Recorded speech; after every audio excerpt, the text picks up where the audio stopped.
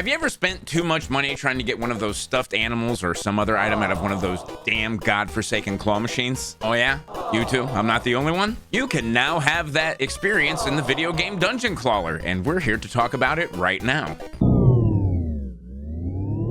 Welcome back, YouTube. Coming to you direct from Dev Stray Fawn Studio, we have one of the newest entrants in the RNG taking a steaming dump in your mouth games that have become all the rage over the last few years. Taking cues from games like Peglin and Slay the Spire, Dungeon Clawler is a roguelike deck builder that just hit early access about a month ago. If you're wondering exactly why you're using this claw machine as your vehicle for making your way through the dungeon you find yourself in, well, I can help.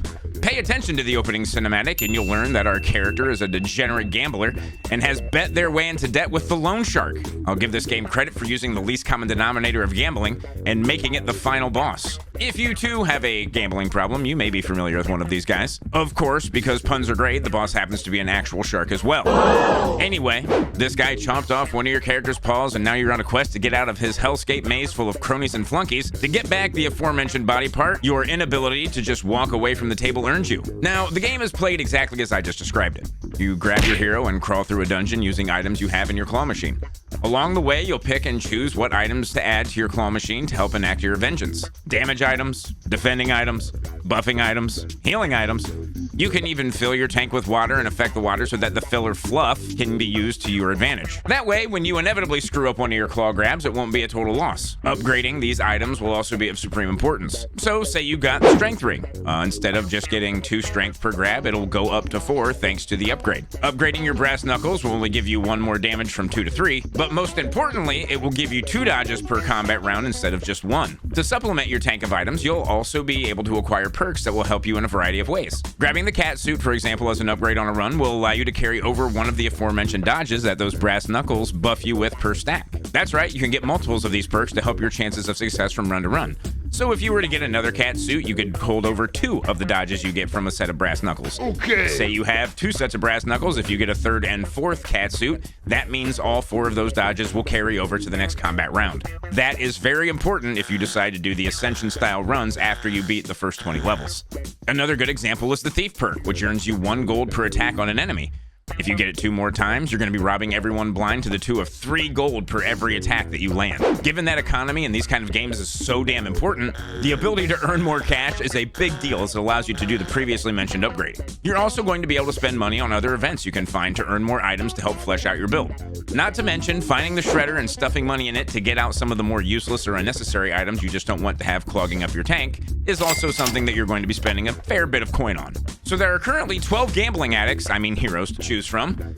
Each have their own starting buffs and decks that you'll need to figure out how to best tackle the dungeon. Sir Bun-A-Lot is the base choice with a pretty basic style of perk and deck. Scrappy, Bun's eccentric cousin, starts with a similar deck as Bun but has a different second claw to use in each combat. That being a giant magnet that will only grab items made of metal. Count Clawcula, blah blah blah, can't generate block but heals a percentage of damage done to each enemy. Every run can be handled differently with each of these characters as well. When the game starts offering you items after your first combat, you'll need to use your noggin to plan and execute how your piker is going to make their way to the loan shark and get their severed limb back. Oh, you may have noticed that I just mentioned the magnet only attracts metal items. Well, that's right. In this game, every item in your tank is made of a different material. All of these materials act differently in certain situations. So you have that water in your tank that we were talking about earlier? Wood's gonna float to the top. Metal's gonna sink like a goddamn stone, etc., etc. You can find events to transmute items as well, so don't worry if the magnet can't grab it right now. You're absolutely going to have the opportunity to change it into metal so that that magnet is going to be able to appropriately do its job. Just alchemy your way into making that bad boy into metal, Sir Isaac Newton. You've done a hell of a goddamn job. When you're able to pull off some of the combos in this game, it feels so damn good. You can absolutely break builds and be a juggernaut sooner than later and just roll right through every challenge in any one of these dungeons. You can also fall hilariously onto your face just as easily. Particularly when you think you've got that one item on lock as you plunge your claw into the horde of items at your disposal.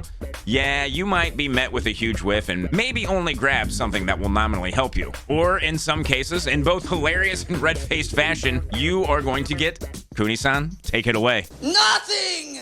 Absolutely nothing! Stupid! All right. Now is the most important thing. Is this game worth your time and, more importantly, your hard-earned ducats, guys? At a ridiculously cheap $9.99 American on Steam, I've already put about 20 hours into this bad boy, already shellacking my $1 to 1 hour of enjoyment measure for whether a game is worth it to me personally. I imagine this is going to grow as I haven't even started doing harder mode runs that allow you even more fun and build diversity and claw options like the tentacle, who said hentai baby, and the spear. You can also purchase the game on your phone or iPad as well through their respective stores. So if you want to feel that pain on the go, you have the option to just put your balls in a vice and keep on squeezing. As I mentioned at the very beginning of the review, this game is in fact currently an EA. The devs currently have more items, perks, heroes, enemies, rooms, claws, and achievements in the works. They also have some quality of life stuff planned, which I can only imagine is going to help the game even further. Changing key bindings is going to be a big one of those, and one that I'm personally looking forward to quite a bit. So in my estimation, guys, go ahead and give Dungeon Clawler a try. It's a damn good time for a cheap game with a good amount of replay value.